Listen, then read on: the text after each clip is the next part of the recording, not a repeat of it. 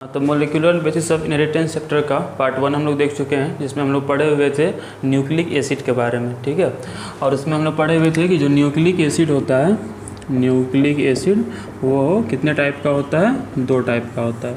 कौन कौन? एक होता है डीएनए और एक होता है आरएनए। ठीक है, और फिर हम लोग ये देखे हुए थे कि न्यूक्लिक एसिड इसे क्यों कहा जाता है, तो क्योंकि इसको फ्रेडरिक मेसर ने न्यूक्लियस से अलग किया था। क्योंकि न्यूक्लियस से निकाला था इसलिए न्यूक्लिक बोला गया, और ये एसिडिक बिहेवियर शो कर रहा था इसलिए इसको एसिड बोला गया। और ये 2 टाइप का होता है, एक डीएनए और एक आरएनए। और न्यूक्लिक एसिड जिसका बना होता है, मतलब कि जो बेसिक यूनिट है जिसके मिलने से न्यूक्लिक एसिड बना हुआ है, उसको न्यूक्लियोटाइड कहा जाता है। क्या कहा जाता है उसको? न्यूक्लियोटाइड। तो ये सब हम लोग बहुत डिटेल से जो है फर्स्ट पार्ट में देख चुके हैं। थोड़ा सा इसको रिवीजन कर लीजिए, क्योंकि आज का जो वीडियो है वो इसी पर बेस्ड है, इसी का आगे आज हम लोग पढ़ने जा रहे हैं। तो न्यूक्लिक एसिड जो है बना होता है किसका? न्यूक्लियोटाइड का। और ये जो न्यूक्लियोटाइड होता है, ये हम लोग देखे हुए थे कि न्यूक्लियोटाइड में कितने कंपोनेंट होते हैं? 3 कंपोनेंट। पेंटोज शुगर होता है, फॉस्फोरिक एसिड होता है, और कौन होता है? Nitrogenous base. पेंटोज शुगर जो होता है वो 2 टाइप का होता है, एक राइबोज शुगर और एक होता है डीऑक्सीराइबोज शुगर। इसमें से राइबोज शुगर होता है आरएनए में और डीऑक्सीराइबोज शुगर होता है डीएनए में। पेंटोज शुगर जो है उसको पेंटोज क्यों कहते हैं? क्योंकि उसमें 5 कार्बन है। ठीक है, जैसे ग्लूकोज में 6 कार्बन है तो उसको हेक्सोज कहा जाता है। सिमिलरली सेकेंड कंपोनेंट जो होता है वो कौन होता है? फॉस्फोरिक एसिड होता है। फार्मूला होता है H3PO4, जो कि डीएनए और आरएनए दोनों में होता है। थर्ड कंपोनेंट जो होता है वो होता है नाइट्रोजनस बेस, जो कि 2 टाइप का होता है। कुछ नाइट्रोजनस बेस सिंगल रिंग होते हैं जिन्हें कि पायरिमिडीन कहा जाता है, और कुछ डबल रिंग होते हैं जिन्हें कि प्यूरीन कहा जाता है। प्यूरीन हम लोग पढ़े थे कि प्यूरीन फिर 2 टाइप का होता है, एडेनिन और गुआनिन। और जो पायरिमिडीन है वो 3 टाइप का होता है, साइटोसिन, थाइमिन और यूरासिल। ठीक है, उसमें हम देखे हुए थे कि जो साइटोसिन है, जो एडेनिन है और जो गुआनिन है वो पाया जाता है दोनों में, डीएनए में एज वेल एज आरएनए में भी पाया जाता है। लेकिन जो थाइमिन है वो केवल डीएनए में होता है, और जो यूरासिल है वो केवल आरएनए में होता है। तो यहाँ तक जो है हम पिछले क्लास में पढ़ लिए थे। हम लोग एक और चीज़ पढ़े हुए थे, चारगाफ्स रूल। ठीक है, उसमें हम बतलाया था कि चारगाफ्स रूल क्या होता है? जितना % एडेनिन होता है उतना % थाइमिन होता है डीएनए में, और जितना % गुआनिन होता है उतना % साइटोसिन होता है। इसी को क्या कहते हैं? चारगाफ्स रूल कहते हैं। तो यहाँ तक पिछले क्लास में हो गया था, पिछले वीडियो में हम लोग देख चुके थे। आज हम लोग इसके आगे देखते हैं। अब आगे हम लोग देखेंगे डीएनए का स्ट्रक्चर, कि डीएनए होता कैसा है, और डीएनए जो होता है उसमें उसकी पैकेजिंग किस तरह से होती है, और किस तरह डीएनए से क्रोमोसोम का फॉर्मेशन होता है। तो इन सारी चीज़ों को डिटेल से हम आज देखने जा रहे हैं। तो बेहतर होगा कॉपी पेन निकाल लीजिए, नहीं निकाले अभी तक तो। ठीक है, और इसको नोट्स बनाना भी साथ साथ चालू रखना। तो देखो न्यूक्लिक एसिड, इसमें हम बेसिकली अभी पढ़ेंगे डीएनए के बारे में। डीएनए आरएनए दोनों के दोनों न्यूक्लिक एसिड हैं। ठीक है, लेकिन हम लोग का जो मेन कंसर्न है वो डीएनए है, क्योंकि डीएनए ही है जो मेजॉरिटी ऑफ ऑर्गेनिज्म में है। आरएनए बहुत ही कम ऑर्गेनिज्म, जैसे केवल वायरसेस में ही आरएनए होता है ना, एज जेनेटिक मटेरियल। लेकिन डीएनए जो होता है ये मोस्ट ऑफ ऑर्गेनिज्म में होता है। इसलिए हम लोग डीएनए के बारे में डिटेल्स देखने जा रहे हैं। तो देखिए, डीएनए का जो स्ट्रक्चर है ये दिया गया था वाटसन और क्रिक के द्वारा। हालांकि उसके पहले भी बहुत सारे बायोलॉजिस्ट थे, उन्होंने बहुत सारा डिस्कवरी किया, बहुत सारा एक्सपेरिमेंट किया पता लगाने को कि डीएनए कैसा दिखता है, डीएनए का स्ट्रक्चर कैसा होता है। लेकिन जो सबसे फाइनल प्रूफ जिसको हम लोग आज तक पढ़ते हैं, जिसको हम लोग मानते हैं, वो है वाटसन और क्रिक के द्वारा दिया गया मॉडल। तो डीएनए का जो मॉडल कहते हैं वाटसन एंड क्रिक, यही हम लोग अभी पढ़ेंगे। Watson and Crick model of DNA, Watson and Crick model of DNA.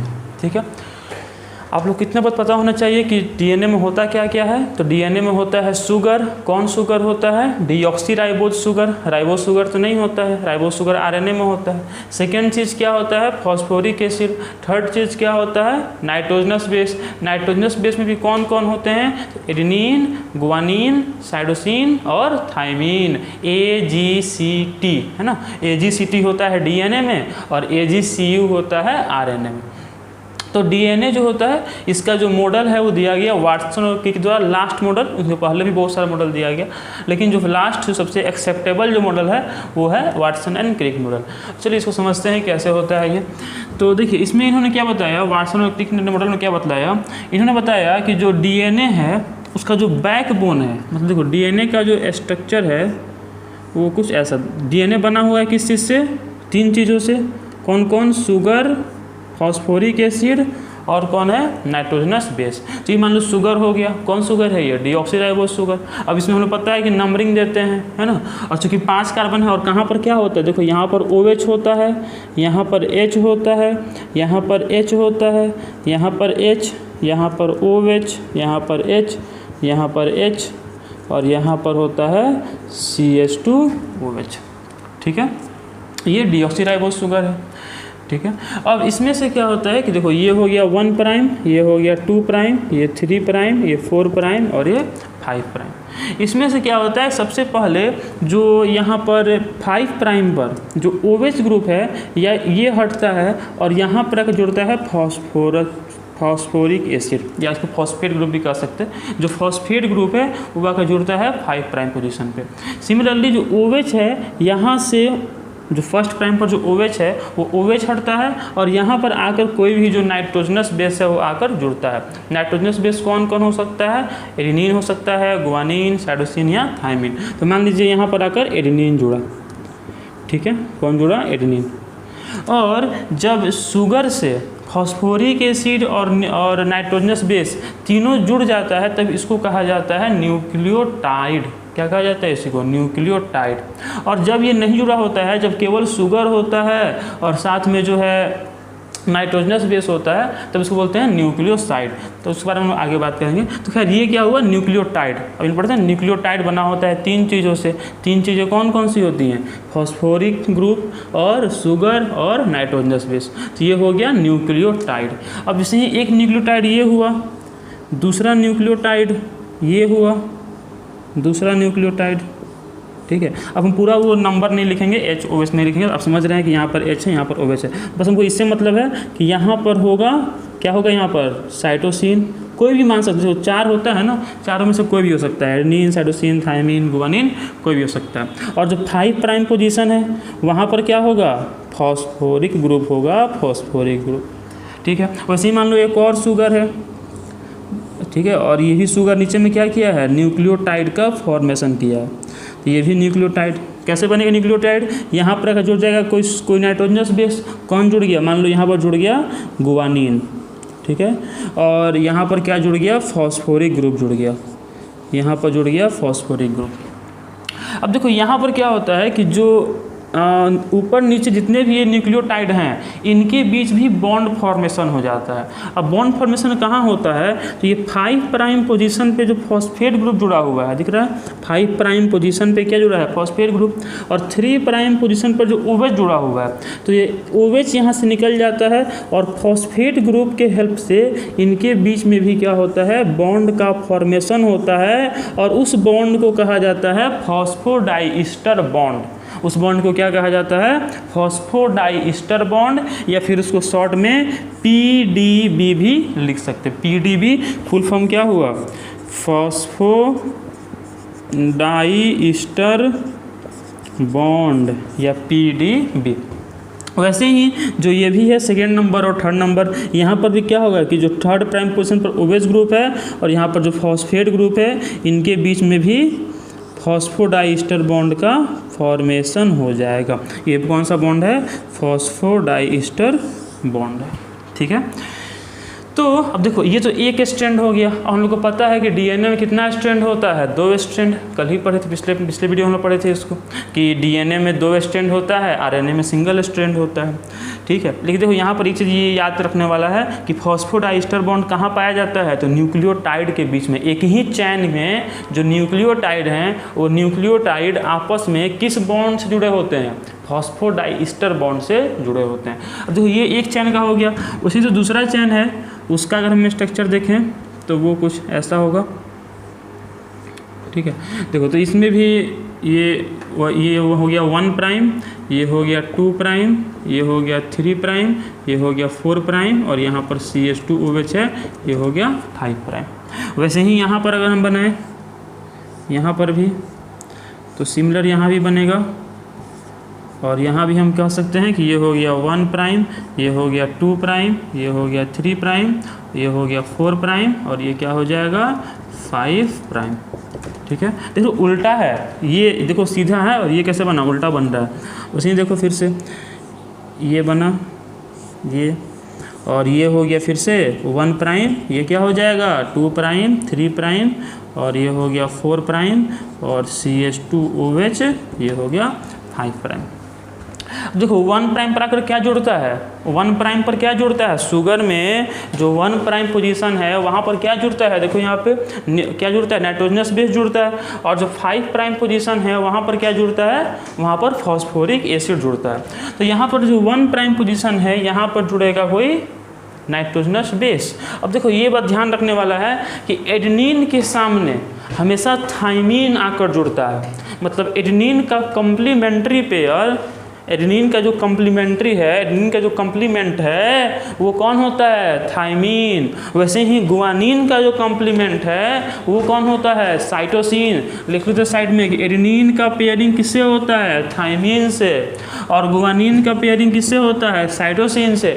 और एडेनिन और थाइमीन के बीच में डबल हाइड्रोजन बॉन्ड होता है, जबकि गुआनिन और साइटोसिन के बीच में ट्रिपल हाइड्रोजन बॉन्ड होता है। एकदम इसको दिमाग में एकदम रख लेना है बात को ध्यान से। एडेनिन का कम्प्लीमेंट्री कौन होता है, थाइमीन। मतलब जहाँ भी एडेनिन होगा उसके सामने कौन होगा, उसके सामने थाइमीन होगा। और एडेनिन और थाइमीन में कितने हाइड्रोजन बॉन्ड होंगे, 2 हाइड्रोजन बॉन्ड होंगे। वैसे ही जहाँ पर साइटोसिन होगा उसके सामने कौन होगा, उसके सामने गुआनिन होगा। और साइटोसिन और गुआनिन में कितने हाइड्रोजन बॉन्ड होंगे, 3 हाइड्रोजन बॉन्ड। एडेनिन और थाइमीन में डबल हाइड्रोजन बॉन्ड और साइटोसिन और गुआनिन में ट्रिपल हाइड्रोजन बॉन्ड होते हैं। ये सब बात हम नहीं बता रहे हैं, सब बात वाटसन एंड क्रिक मॉडल का है। वाटसन और क्रिक ने ये सब बातें बतलाया था कि ऐसा ऐसा चीज़ डीएनए में देखने को मिलता है। इन्होंने एक्सपेरिमेंट के द्वारा ये सब चीज़ों का पता लगाया था। वैसे ही यहाँ पर गुआनिन है तो बोलो इसके सामने कौन होगा, गुआनिन के सामने कौन होता है, साइटोसिन। और इसमें कितना हाइड्रोजन बॉन्ड होता है, 3 हाइड्रोजन बॉन्ड होता है। तो वाटसन एंड क्रिक मॉडल में अभी तक क्या देखने को मिला, उसमें देखो यहाँ पर फिर क्या होगा, तो देखने के बाद यहाँ भी यहाँ 5 प्राइम है, ठीक है, यहाँ पर फॉस्फेट ग्रुप आकर जुड़ेगा। और यहाँ 3rd प्राइम है तो यहाँ पर 5 प्राइम और 3rd प्राइम के बीच में क्या बनेगा, फॉस्फोडाइस्टर बॉन्ड। वैसे ही यहाँ पर 5 प्राइम है और यहाँ पर 3 प्राइम है तो यहाँ पर फिर क्या बनेगा, फॉस्फोडाइस्टर बॉन्ड। मान लो कि एग्जाम में आता है कि फॉस्फोडाइस्टर बॉन्ड 2 न्यूक्लियोटाइड के किस किस पोजीशन पर के बीच में फॉर्म होता है, तो क्या बोलोगे, 5 प्राइम पोजीशन और 3rd प्राइम पोजीशन के बीच में फॉस्फोडाइस्टर बॉन्ड जो है उसका फॉर्मेशन होता है। ठीक है, तो देखो ये हो गया एक चैन, ये हो गया दूसरा चैन। अब इसमें अगर हम पूछे कि बताइए वाटसन एंड क्रिक मॉडल में अभी तक क्या क्या बात निकल के सामने आई, तो पहली बात क्या हुआ कि जो डीएनए होता है उसका जो बैकबोन है, मतलब डीएनए का जो बैकबोन होता है, देखो अगर मान लो कि डीएनए को हम ऐसे बनाएं, मान लो कि अगर डीएनए हम ऐसे बनाते हैं तो डीएनए का जो बैकबोन होता है, बैकबोन डीएनए का कौन होता है, ये वाला भाग जो इसका रियल पार्ट है, ये जो ये वाला पार्ट है ये क्या है, डीएनए का बैकबोन है। तो डीएनए का जो बैकबोन होता है, डीएनए का जो ये बैकबोन है ये बना होता है किसका, ये बना होता है शुगर और फॉस्फेट का, शुगर और फॉस्फोरिक एसिड का। ये जो बैकबोन है शुगर का, इसको देखो, इसको बोलते हैं डीएनए का बैकबोन। ये जो बैकबोन है डीएनए का, it consist of sugar and phosphate. और जो नाइट्रोजनस बेस है वो क्या होता है, अंदर की ओर निकला होता है, इनवर्ड प्रोजेक्टेड होता है। ठीक है, इनर साइड में प्रोजेक्टेड होता है। तो मान लो अगर यहाँ पर एडेनिन प्रोजेक्टेड है तो उसके सामने कौन होगा, उसके सामने थाइमीन होगा। और एडेनिन और थाइमीन में कितना बॉन्ड होता है, 2 बॉन्ड होता है। मान लो अगर इधर साइटोसिन प्रोजेक्टेड है तो इधर कौन होगा, गुआनिन। और साइटोसिन और गुआनिन में कितने बॉन्ड होते हैं, ट्रिपल बॉन्ड होते हैं। ठीक है, वैसे ही मान लो कि इधर देखो 2 ही नहीं होता है, डीएनए का जो एक टर्न है, डीएनए की जो एक जो एक घुमाव है, इसको पिच भी कहा जाता है। डीएनए की जो एक पिच है PITCH पिच, या फिर इसको टर्न भी बोल सकते हैं। जो एक घुमाव है DNA का, इसका अगर लेंथ पूछा जाए तो ये होता है 34 एंगस्ट्रम, 34 एंगस्ट्रम। और अगर बोले जाए नैनोमीटर में कितना होता है तो ये होता है 3.4 नैनोमीटर। और एक पिच में DNA के एक टर्न में जो ये बेस पेयर है, इनको बोलते हैं बेस पेयर। क्या बोलते हैं इनको? बेस पेयर, क्योंकि ये पेयर्ड है ना। एडेनिन का पेयरिंग किससे है? थायमिन से। और गुवानिन का पेयरिंग किससे है? साइटोसिन से। तो पेयरिंग है यहाँ पर, एडेनिन का पेयरिंग थायमिन से है और गुवानिन का पेयरिंग साइटोसिन से है। तो इनको बोलेंगे एक बेस पेयर, ये दो बेस पेयर। ऐसे जो बेस पेयर हैं, ये बेस पेयर कितने होते हैं? ये बेस पेयर होते हैं 10। DNA के एक टर्न में, DNA की जो एक घुमाव है, देख रहे हैं, यहाँ से मान लो एक घुमाव शुरू हुआ तो ये घुमाव कहाँ ख़त्म हो रहा है? यहाँ पे, है ना। यहाँ से एक घुमाव, कहाँ से कहाँ तक इसको एक घुमाव बोलेंगे? एक टर्न कहाँ से कहाँ तक बोलेंगे? देखो ये यहाँ तक, ये एक टर्न हुआ। तो DNA का जो एक टर्न है इसको क्या कहते हैं? पिच कहते हैं। और इसकी लंबाई कितनी होती है? 34 एंगस्ट्रम या 3.4 नैनोमीटर। और प्रत्येक पिच में, DNA की जो प्रत्येक पिच है उसमें कितने बेस पेयर होते हैं? उसमें 10 बेस पेयर होते हैं। कितने बेस पेयर होते हैं? 10 बेस पेयर होते हैं DNA के एक टर्न में, DNA के एक पिच में। ठीक है। तो देखो फिर से कि वाटसन के मॉडल में कौन कौन सी बातें हैं। पहली बात कि DNA का जो बैकबोन है वो बना होता है शुगर और फॉस्फेट का। DNA का जो बैकबोन है बना होता है किसका? शुगर और फॉस्फेट का। और जो नाइट्रोजनस बेस है वो अंदर की ओर निकला होता है। This is point number 1। लिख लो इस बात को, लिखना चाहो तो, कि the backbone of DNA consist of sugar and phosphate while nitrogenous base is projected inward. The backbone of DNA, video को पॉज करके लिखना, the backbone of DNA consist of sugar and phosphate while nitrogenous base projected inward. मतलब nitrogenous base जो है अंदर की ओर projected होता है, निकला होता है। First point.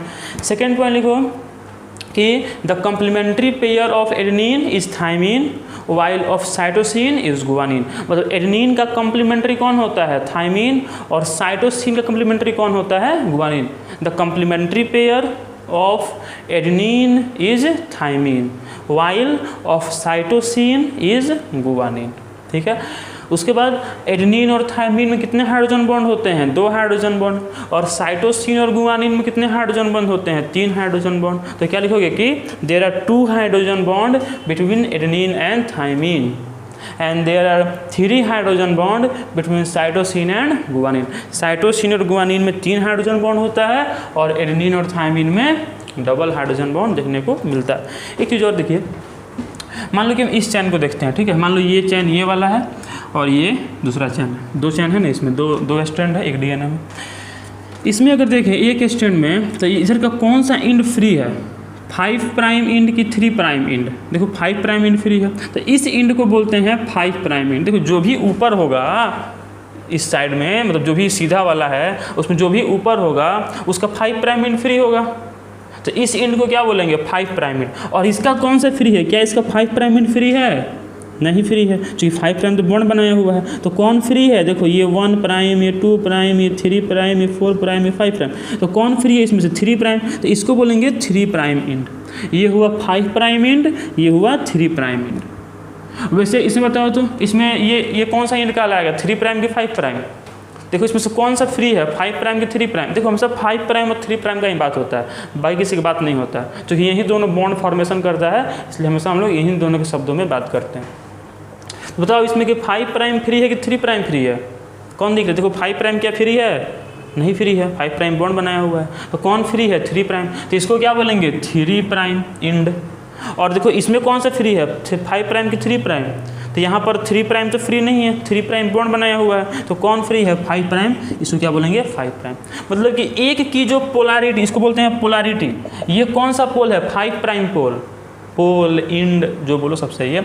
ध्रुव बोलते हैं हिंदी में, अंग्रेजी में पोल बोलते हैं। पोल, इंड, सिरा। तो ये जो 5 प्राइम इंड है और ये 3 प्राइम इंड है, और इधर ये 3 प्राइम इंड है और ये 5 प्राइम। तो बताओ हम बोलेंगे 2 सेंटेंस, बोलना कौन सही कौन गलत। पहला सेंटेंस ये कि both the chains of DNA are parallel to each other. या both of chains of DNA are anti parallel to each other. तो दोनों चैन होते हैं डीएनए के, वो पैरेलल होते हैं कि एंटी पैरेलल होते हैं। देखो दोनों में अंतर समझ में आ रहा है। पैरेलल मतलब क्या होगा, अगर दोनों का डायरेक्शन सेम होता तब हम क्या बोलते हैं कि पैरेलल है, और दोनों का अगर डायरेक्शन डिफरेंट होता तो हम क्या बोलते हैं कि एंटी पैरेलल है ना। समझ रहे हो ना। मान लो ये दो लाइन है, तो लाइन पैरेलल है कि एंटी पैरेलल है, पैरेलल है, दोनों डायरेक्शन सेम है। और मान लो एक लाइन ऐसा है तो दूसरा लाइन ऐसा है, अब ये पैरेलल है कि एंटी पैरेलल है, एंटी पैरेलल है, क्योंकि दोनों का जो डायरेक्शन है वो डिफरेंट है।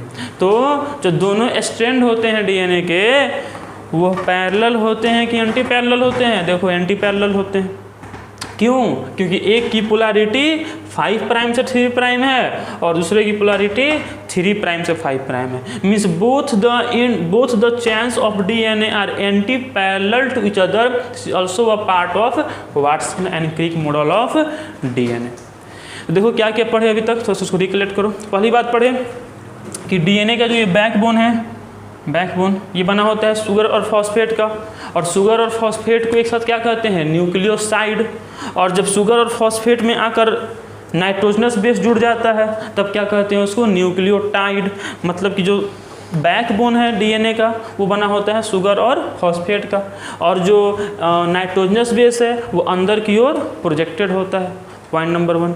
दूसरी बात कि both the chains of DNA are anti parallel to each other, both the chains of DNA are anti-parallel to each other. Means if polarity of one chain is 5 prime to 3 prime, if polarity of one chain is 5 prime to 3 prime, then polarity of second chain will be 3 prime to 5 prime. अगर एक चैन की polarity 5 prime से 3 prime है, दूसरे चैन की polarity क्या होगी, 3 prime से 5 प्राइम। यही मतलब हुआ एंटी पैरेलल होने का, कि दोनों जो स्ट्रैंड हैं वो पैरेलल नहीं होते हैं, एंटी पैरेलल होते हैं। इसका मतलब कि सामने सामने तो हैं लेकिन डायरेक्शन उनका कैसा है, अपोजिट है, तो बोलेंगे एंटी पैरेलल। ठीक है। डीएनए का जो एक टर्न होता है, the length of one turn of DNA is 34 angstrom और 3.4 नैनोमीटर। डीएनए का जो एक टर्न होता है उसको क्या कहते हैं, पीच। और पीच की लंबाई कितनी होती है, 34 एंगस्ट्रॉम या 3.4 nanometre. In each turn of DNA के प्रत्येक एक टर्न में कितने बेस पेयर होते हैं, 10 बेस पेयर। मतलब मानो ना ये 1 base pair, 2 base pair, 3 base pair, 4 base pair, 5 base pair, 6 base pair, 7, 8, 9, 10। कितने बेस पेयर हुए, 10 बेस पेयर हुए। बेस पेयर मतलब कि इन बेसेस का पेयर। किससे किसका पेयरिंग होता है, एडेनिन का पेयरिंग होता है थाइमिन से, गुआनिन का पेयरिंग होता है साइटोसिन से। एडेनिन और थाइमिन में कितने हाइड्रोजन बॉन्ड होते हैं, डबल हाइड्रोजन बॉन्ड होते हैं। और गुआनिन और साइटोसिन में कितने हाइड्रोजन बॉन्ड होते हैं, ट्रिपल हाइड्रोजन बॉन्ड होते हैं। यहाँ तो बात समझ में आया। ठीक है। अब देखो डीएनए का जो डायमीटर है इसको हालांकि बोलते हैं बी डीएनए। ठीक है। अब देखो डीएनए भी अलग अलग टाइप का होता है, लेकिन 12th क्लास में आपको यही डीएनए पढ़ना है। इसको हालांकि बी डीएनए कहा जाता है। ठीक है। एनसीईआरटी में जिक्र नहीं है, लेकिन याद रखो डीएनए अलग अलग टाइप का हो सकता है, ये बी डीएनए है। ठीक है। तो खैर जो डीएनए हम लोग को पढ़ना है वो बी डीएनए ही है। और जो बी डीएनए होता है, मतलब ये जो डीएनए होता है इसकी जो डायमीटर है, या यूँ बोले कि दोनों स्ट्रैंड के बीच का जो डिस्टेंस है वो होता है 20 एंगस्ट्रॉम। आप समझ रहे हैं ना कि 1 एंगस्ट्रॉम में कितना होता है, पढ़े कि नहीं पढ़े। 1 एंगस्ट्रॉम होता है 10⁻⁻10 मीटर। 1 नैनोमीटर क्या होता है, 10⁻⁻9 मीटर, है ना। 1 सेंटीमीटर क्या होता है, 10⁻⁻2 metre. 1 millimetre 10⁻⁻3 metre. 1 micrometre 10⁻⁻6 metre. 1 picometre 10⁻⁻12 metre. तो ये आपको याद रहना चाहिए, कन्वर्जन में हेल्प होता है, बायोलॉजी में भी कहीं कहीं यूज़ आ जाता है। एक चीज़ बताओ कि यहाँ पर हम बतलाएं कि डीएनए का जो एक टर्न होता है उसकी लंबाई कितनी होती है, 34 एंगस्ट्रॉम। ठीक है। डीएनए के एक टर्न में बेस पेयर कितने होते हैं, 10। तो बताओ कि 2 बेस पेयर के बीच का डिस्टेंस कितना होगा। What is the distance between 2 base pairs of DNA? DNA के जो 2 बेस पेयर हैं उनके बीच का डिस्टेंस कितना हुआ, कितना होगा बोलो। 34 है टोटल, तो 2 के बीच में निकालना है तो क्या करेंगे, 34/10 कर देंगे। तो कितना हो जाएगा, 3.4 एंगस्ट्रम या 0.34 नैनोमीटर। इसमें 10 से डिवाइड करेंगे तो 3.4 हो जाएगा, इसमें करेंगे तो 0.34 हो जाएगा। तो समझे ना क्या बोल रहे हैं। ऐसे मान लो एक सीढ़ी है, लैडर, सीढ़ी को अंग्रेजी में क्या कहते हैं, लैडर कहते हैं। मान लो एक लैडर है, सीढ़ी, इसे मान लो ऐसे 10 बॉक्स है, मतलब 10, इसको स्टेयर बोलते हैं, 10 ऐसे स्टेयर है, 1 2 3 4, ये मान लो ये जो बॉक्स है 1 2 3 4 5 6 7 8 9 10, और मान लो कि इसकी पूरी लेंथ है 100 मीटर, ठीक है। इस सीढ़ी की जो पूरी लेंथ कितनी है, 100 मीटर। और ये जो स्टेयर्स हैं ये मान लो कि इक्वल डिस्टेंस पर है, इक्वी डिस्टेंट है। तो ये डिस्टेंस कितना होगा बताओ। अगर ये 10 है, 1 2 3 4 5 6 7 8 9 10, तो अगर ये 10 है और पूरी की जो लेंथ है 100 मीटर है, तो एक जो बॉक्स है इसका डिस्टेंस कितना होगा, 10 मीटर होगा। कैसे निकला, क्योंकि पूरा 100 है, इक्वल 10 गैप है, मतलब एक गैप का लेंथ कितना हुआ, 10 मीटर हुआ। समझ रहे बात ना। वैसे ही यहाँ पर एक टर्न में लेंथ कितना है, 34 एंगस्ट्रम, और एक टर्न में बेस पेयर कितने हैं, 10। तो 2 बेस पेयर के बीच में मतलब ये डिस्टेंस कितना होगा, 34/10, कितना हो जाएगा, 3.4 एंगस्ट्रम या 0.34 नैनोमीटर। तो यही है बस Watson and Crick model of DNA. ये बहुत इंपॉर्टेंट है, यहाँ से ऑब्जेक्टिव क्वेश्चन भी खुद निकलता है, और इस ऑब्जेक्टिव क्वेश्चन में भी जो है आपको आता है 5 नंबर में आता है कि define the Watson and Crick model of DNA. तो आपको ये फिगर बनाना पड़ेगा, ये फिगर नहीं भी बनाए तो कोई बात नहीं, ये बनाने आना चाहिए, और इसके अलावा जो है आपको लिखने आना चाहिए। कौन कौन बातें फिर से हम बोल देते हैं, जो लिखना होगा लिख लेगा उसको। फर्स्ट पॉइंट, ठीक है, the back bone of DNA consist of sugar and phosphate while nitrogenous base is projected inward, ठीक है। The backbone of DNA consists of sugar and phosphate while nitrogenous base is projected inward. Second point, both the chains of DNA are anti-parallel to each other. Both the chains of DNA are anti-parallel to each other. What it means? It means that if polarity of one chain is 5' to 3', then of other chain it is 3' to 5'. मतलब अगर एक चैन की polarity 5' से 3' है, दूसरे चैन की polarity क्या होगी, 3' से 5' होगी। सेकेंड पॉइंट हुआ। थर्ड पॉइंट कि the complementary pair of adenine is thymine while complementary pair of cytosine is guanine. Adenine का कम्प्लीमेंट्री पेयर कौन होता है, थाइमिन होता है, और गुआनिन का कम्प्लीमेंट्री पेयर कौन होता है, cytosine. The complementary pair of adenine is thymine while of guanine is cytosine. Fourth point, there are double hydrogen bond between adenine and thymine and triple hydrogen bond between cytosine and guanine. मतलब adenine और thymine के बीच में कितने hydrogen bond होते हैं, 2 hydrogen bond, और cytosine और guanine के बीच में कितने हाइड्रोजन बॉन्ड होते हैं, कितने, 3 हाइड्रोजन बॉन्ड होते हैं। ठीक है, नेक्स्ट पॉइंट, शायद फोर्थ पॉइंट है ना, नेक्स्ट फोर्थ पॉइंट कि the length of 1 turn of DNA, 1 turn को क्या कहा जाता है, पीच, तो 1 टर्न या और पीच भी लिख सकते हैं। The length of 1 turn of DNA is 34 angstrom और 34 एंगस्ट्रम और 3.4 nanometre, and in each turn there are 10 base pairs.